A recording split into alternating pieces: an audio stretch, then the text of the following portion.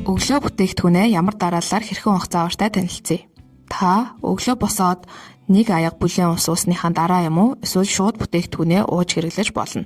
Та эхлээд эмчилгээний зүгийн балнаасаа нэг жижиг цайны халбах хэмжээтэйг авч 200 мл бүлээн усанд найруулна. Үүн дээрээ нэмээд зүгийн жилийн усан ханднаасаа соруулынхаа энэ арын хэсгийг нь шахаж хийг нь гаргаад үзүүрийг нь хандан дотроо хийхэд өөрөө сурагдана. Тэгэхээр нэг иймэрхүү хэмжээтэйг аягтай усандаа хийж найруулна.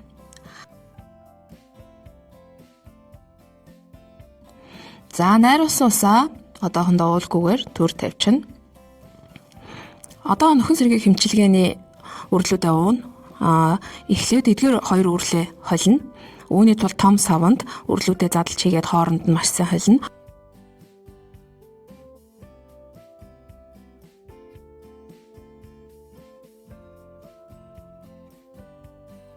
Холсон үрлүүдээ 2 савндаа буцаагаад хийчихнэ.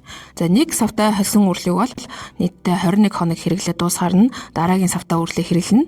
За одоо хэр хэмжээтэй авахыг харуулъя. Холсон үрлнээсээ 2 цайны албыг авч зайжлаад өмнө нь найруулж тавьсан зүгийн бал жилийтэй усаараа даруулж уна. Үрлээ уусныхаа дараа зүгийн жилийн тосон ханднаасаа соруулынхаа энэ арын хэсгийг нь шахаж хийг нь гаргаад үзүүрийг нь хандан дотроо хийхэд өөрөө сурагдана. Тэгэхээр нэг иймэрхүү хэмжээтэйг соруулж авч хэрэглэнэ. Үүнийг халбон дээр хийгээд шууд ууж болно. За хэрвээ энэ тос нь бас өтгөн бүтэцтэй учраас шууд уухад тань таагүй санагдах юм бол ардаас нь жоохон бүлээн ус балгачиж болно. За ингээд 30 минутын дараа та өглөөнийхөө цайг ууна. Хоолныхоо дараа болохоор жилитэй лавнаасаа нэгийг аваад 10-15 минут зайжлана. Тэгэхээр 15 минут зайжилсныхаа дараа лава хаяггүйгээр одоо амандаа байгаа үлдсэн лава жижиг хэмжээтэй олгож тастаж аваад баг зэргийн бүлээн усаар даруулаад залгичихна. Тэгээ өглөөнийхөө хоолыг эзний дараа тенторм тосоо хевлийдээ түрхэж 5 минут орчим гараар эсвэл эллигийн төөнөр аппаратаар халууд өгтлөн эллиг хийж болно. Одоо өдөр ямар бүтээгдэхүүнээ ямар дараалалаар уух заавартай танилцъя.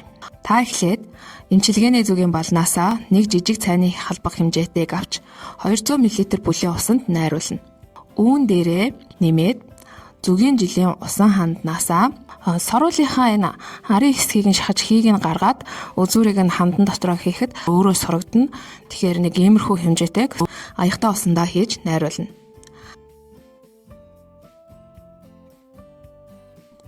За найруулсан усаа одоохондоо уулгүйгээр төр тавьчихна. Дараа нь холсон үрлнээсээ 2 халбыг авч амандаа зажлаад зүгийн жилийтэй усаараа даруулж унаа.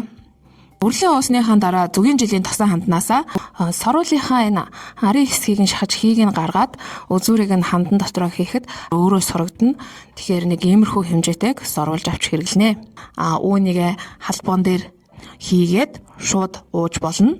За хэрвээ энэ тос нь бас өтгөн бүтэцтэй учраас шууд уухад тань таагүй санагдах юм бол ардаас нь жоохон бүлээн ус балгачиж болно. Үүнээсээ хойш 30 минутын дараа өдрийн хоолоо идэнэ. Одоо орой бүтээгдэхүүнээ ямар дараалалаар хэрхэн уух заавартай танилцъя.